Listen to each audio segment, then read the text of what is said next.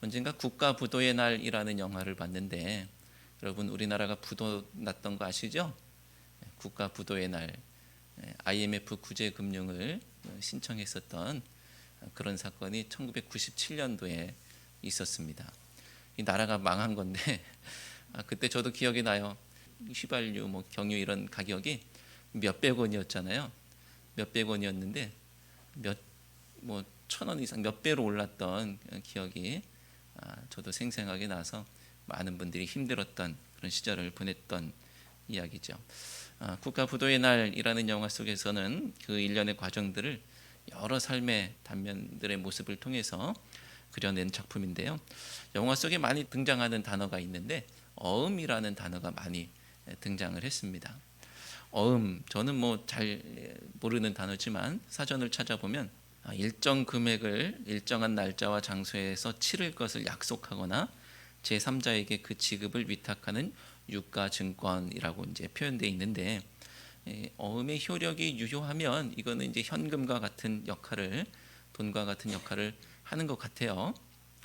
그런데 이 가지고 있었던 어음이 휴지 조각이 되니까 결국 버티지 못하고 파산하는 이야기들이 영화 속에 이제 가득 담겨 있었고, 이건 영화의 이야기만은 아니었죠. 우리의 삶의 현실의 이야기였습니다. 대부분의 사업이 아마 현찰로 재료를 사서 제품을 만들어서 납품을 하면 그 대가로 어음을 받고 나중에 그 어음을 현금화하는 것, 그런 것이 옛날에 있었던 일반적인 이야기였던 것 같습니다. 그러니까 사업은 지금 당장 힘들어도 미래를 바라보고 버티고 앞으로 나아가는 과정이라고도 또 할 수 있겠죠. 지금 돈의 손에 잡히지 않지만 이 어음을 붙잡고 미래를 바라보면서 버텨나가는 거예요. 지난 시간 17절 말씀을 통해서 우리는 하나님의 자녀인 우리가 상속자이기도 하다라는 사실을 알 수 있었고요. 또 중요한 사실은 영광을 상속받기도 하지만 그것을 위해서 고난도 함께 받아야 한다라는 사실을 깨달았습니다. 영광만이 아니고 고난도 함께라는 것이죠. 그런데 오늘 말씀을 통해서 다시 한번 더 확인할 수 있는 것은 고난은 현재인데 영광은 장차, 즉 미래라는 것입니다. 고난은 지금이에요. 그러니까 너무 힘들어요. 근데 영광은 미래, 장차 있을 일이기 때문에 쉽지 않죠. 고난은 현찰인데 영광은 어음인 거예요. 어음을 손에 쥐기 위해서는 현찰을 써야 하는 것이죠. 18절 말씀을 함께 읽어볼까요? 생각하건대 현재의 고난은 장차 우리에게 나타날 영광과 비교할 수 없도다. 아멘. 자, 그렇다면 왜 현찰을 써서 어음을 받느냐? 여러 이유가 있겠지만 내가 쓴 현찰보다 받게 될 어음이 훨씬 금액이 크기 때문이에요. 그렇게 이윤을 남기는 것이 이제 사업인 것 같아요. 우리가 고난을 받아들이고 견딜 수 있는 것도 마찬가지입니다. 내가 여기에서 고난을 당하면 장차 더 큰 영광을 누릴 수 있기 때문에 우리는 고난을 견딜 수가 있는 거예요. 말씀은 고난과 영광의 관계를 비교할 수 없도다라고 말씀하고 있습니다. 비교할 수 없도다. 하나님께서 비교할 수 없다고 하면 이거는 맞는 거죠. 하나님이 비교할 수 없다고 하면 그건 정말 비교할 수 없는 어마어마한 차이가 있는 것입니다. 고난과 영광의 특징을 하나 더 이해한다면 우리는 훨씬 더 수월하게 견뎌낼 수 있을 것인데, 고난은 일시적이고 영광은 영구적이다라는 것입니다. 영광의 때가 되면 고난은 끝이 나는 거예요. 일시적입니다. 그래서 영광의 때가 되면 고난은 끝이 나요. 영광의 때에도 고난이 동반된다면 그 나라 그 땅을 어떻게 우리가 소망할 수가 있겠습니까? 우리가 영광스러운 하나님 나라를 사모하고 소망하는 것은 영광의 때 고난은 끝이 날 것이기 때문입니다. 비록 우리가 유한한 존재라고 할지라도 우리는 세상의 헛된 것들처럼 유한한 것을 꿈꾸는 것이 아니라 무한한 것을 꿈꾸는 거예요. 우리가 꿈꾸고 소망하는 하나님의 것은 끝이 없습니다. 하나님 당신께서도 끝이 없는 무한하신 분이시고요. 하나님의 사랑도 우리는 끝없다라고 고백하고 있고요. 하나님의 인내하심도 끝이 없다고 우리가 또한 고백하고 있습니다. 은혜와 영광도 마찬가지죠.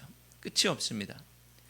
현재의 고난이 아니라 하나님 나라 그 영광을 영원히 소망하며 바라보는 우리 모두가 되어야 될 줄로 믿습니다. 사실 영광은 고난 후에 오는 것이 아니죠. 영광은 고난과 함께 오는 겁니다. 고난 속에 이미 영광이 있죠. 그 영원하고 큰 영광이 어떻게 고난 속에 들어있다는 이 말도 안 되는 이 역설적인 가르침. 아니 어떻게 그 영원하고 큰 영광이 고난 속에 들어있다는 말인가?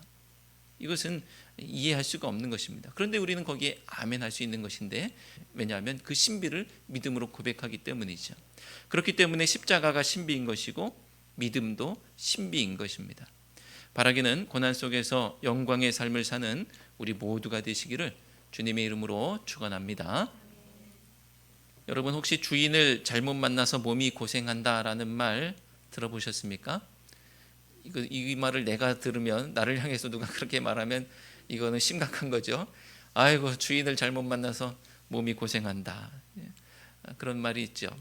잘 넘어지거나 다치거나 자기 몸을 잘 돌보지 못해서 혹사시키는 경우에 그 몸이 너무 혹사당하니까 아니 저 사람은 왜 몸을 저렇게 잘 다루지 못하느냐라는 걱정 섞인 말로 하는 이야기일 겁니다. 주인을 잘 만나면 몸도 호강했을 텐데 주인을 잘못 만나서 고생을 합니다.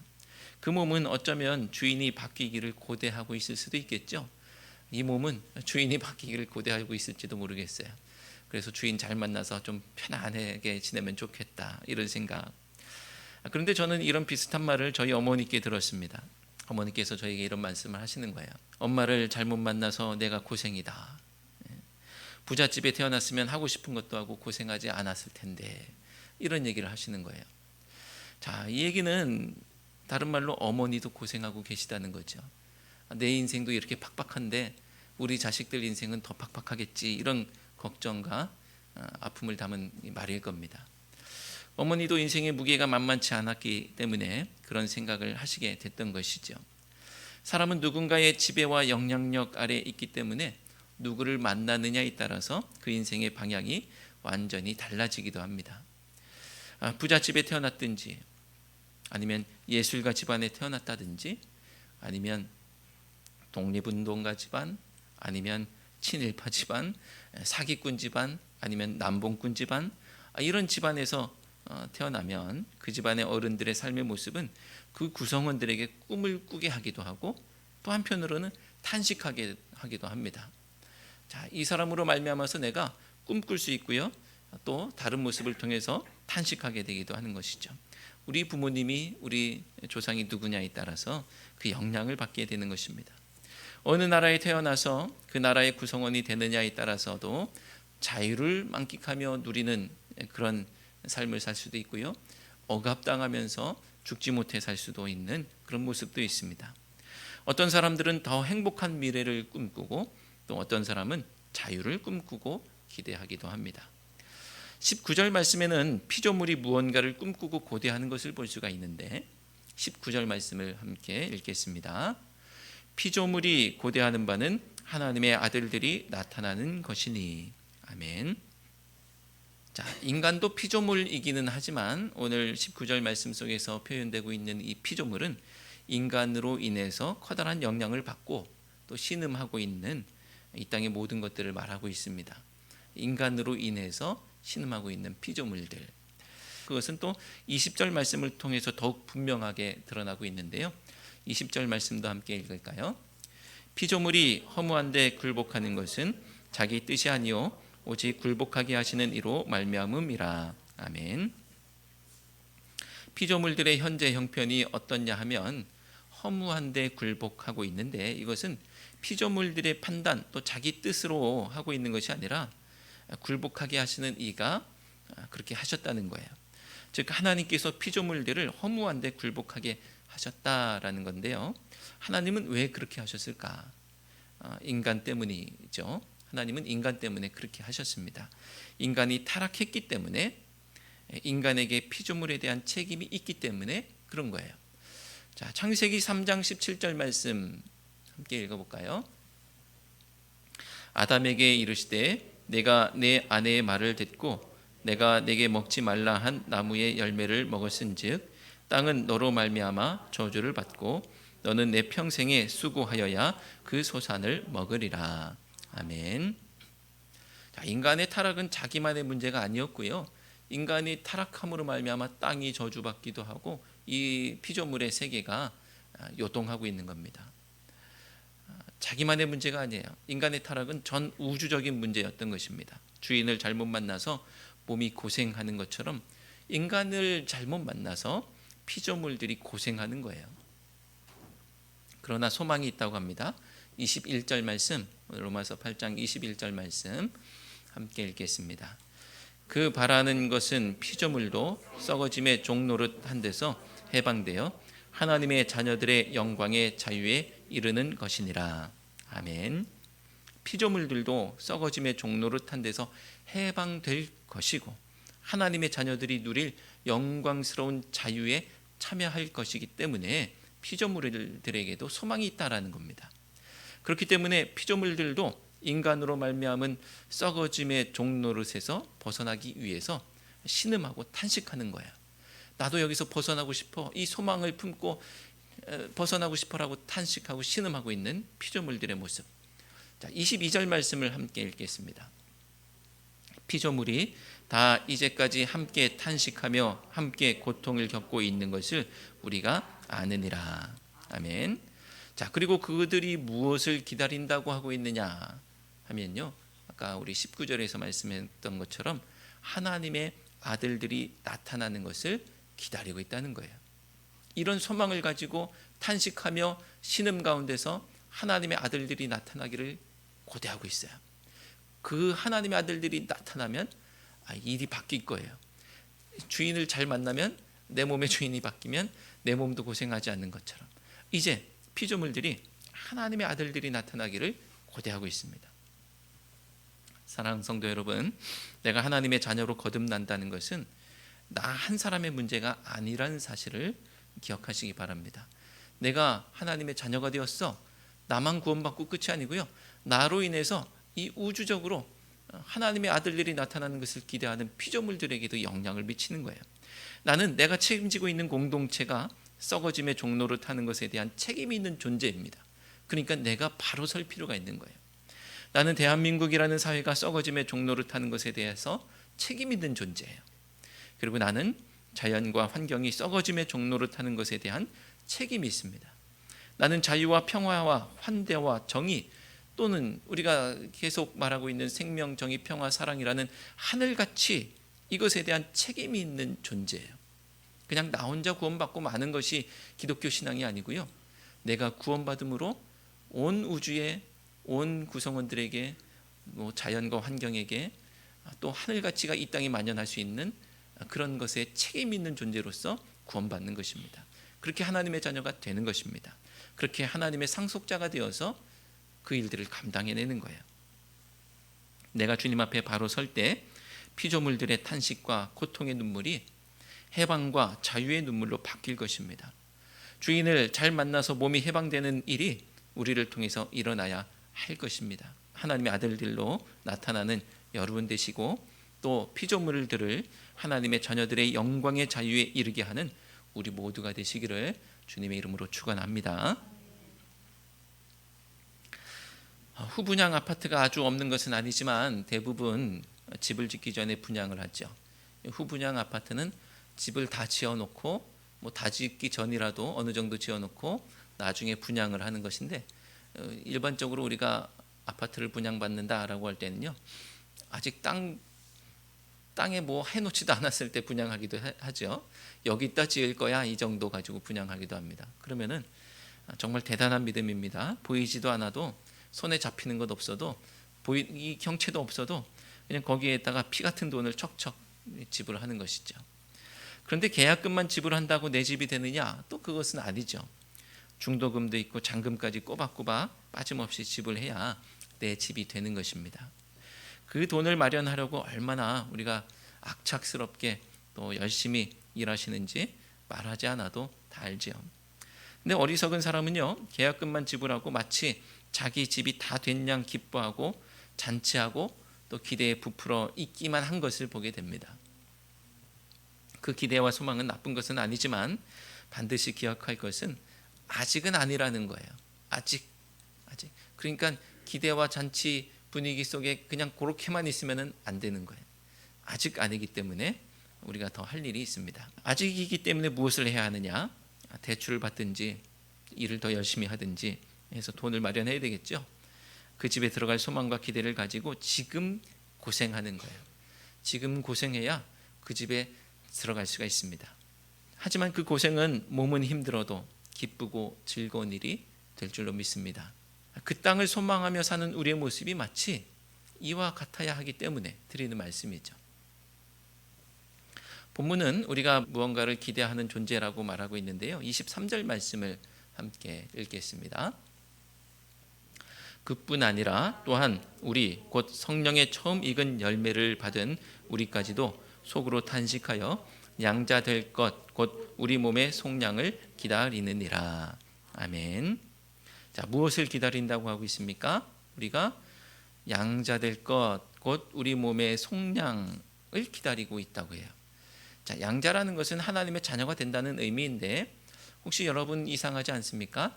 로마서는 이미 믿는 사람들에게 바울이 보내고 있는 편지예요. 로마 교회에 있는 성도들에게. 물론 그들의 신앙생활이 형편없는 모양일 수도 있고 그래서 걱정과 우려를 가지고 보내는 서신일 수도 있지만 그래도 믿는 성도들에게 보내는 편지입니다. 그리고 읽고 있는 우리도 이것을 우리가 아멘으로 받을 때 좀 이상하지 않느냐. 하나님의 양자 하나님의 자녀가 된다라는 것인데 이미 믿는 성도들, 이미 하나님의 자녀들인데 왜 이렇게 표현하는 것일까라는 것이죠. 왜 그러냐 하면 그 앞에 있는 말씀을 보면 아실 수가 있는데요. 우리가 무엇을 받았다라고 하느냐 하면요. 성령의 처음 익은 열매를 받았다고 하고 있어요. 성령의 처음 익은 열매를 받고 이제 양자 될 것을 기다리고 있어요. 성령의 처음 익은 열매라는 표현이 뭐냐면요. 보증이라는 겁니다. 처음 걸 맛보면 이 뒤에 것도 뭐가 될 건지 알죠. 수박을 삼각형으로 옛날에는 따서 딱 보니까 이거는 맛있는 수박 이게 아는 것처럼 보증인 겁니다. 보증.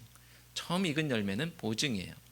그러니까 쉽게 말하면 우리는 성령을 보증으로 받은 사람, 성령이라는 첫 열매를 받은 사람인 거예요. 무엇의 보증? 또 무엇의 첫 열매냐 하면 장차 받을 어마어마한 열매들의 첫 열매, 그 어마어마한 열매들의 보증인 것입니다. 하나님 나라를 말하는 것이죠. 그러니까 지금 아직이라는 거예요.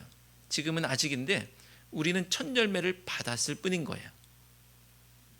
다른 말로 쉽게 말하면 계약금을 내고 계약한 상태라고 보시면 되겠습니다.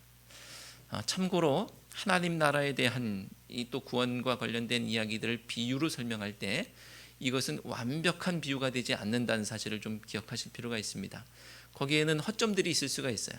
하지만 우리는 이런 비유들을 통해서 어떤 신앙 원리를 이해하고 잘 납득하는 것에 목적이 있는 것이고요. 이 똑같은 완벽한 한치 오차도 없는 비유는 아닌 것이라는 사실을 기억하시고 이해를 도울 뿐이라는 사실을 기억하시기 바랍니다. 근데 어떤 사람들은 이미 다 받은 것처럼 이미 다 끝난 것처럼 여기는 사람들이 있었던 거예요. 흔히 말하는 영열광주의자들, 그들이 받은 은사나 체험들을 가지고 이미 천국에 간 것처럼 사는 겁니다. 그들이 받은 은사와 체험 같은 것들 뜨거워요. 이미 천국에 간 것처럼 살아요. 이런 일들이 이게 좋은 의미이면 좋겠지만 나쁜 의미입니다. 왜 그러냐 하면 그들에게 탄식이 없기 때문에 피조물도 탄식하며 무언가를 기다린다고 했죠.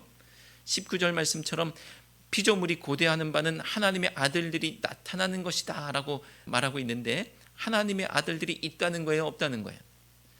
피조물들이 하나님의 아들들이 나타나기를 기다리고 있어요. 없으니까 기다리는 거예요. 있으면 기다리지 않죠. 이미 나온 거니까. 그런데 없는 거예요. 아직인 거예요. 이 땅에 수많은 그리스도인들이 있었지만 하나님의 아들들이 아직 없었다는 거예요. 왜냐하면 아직이기 때문에.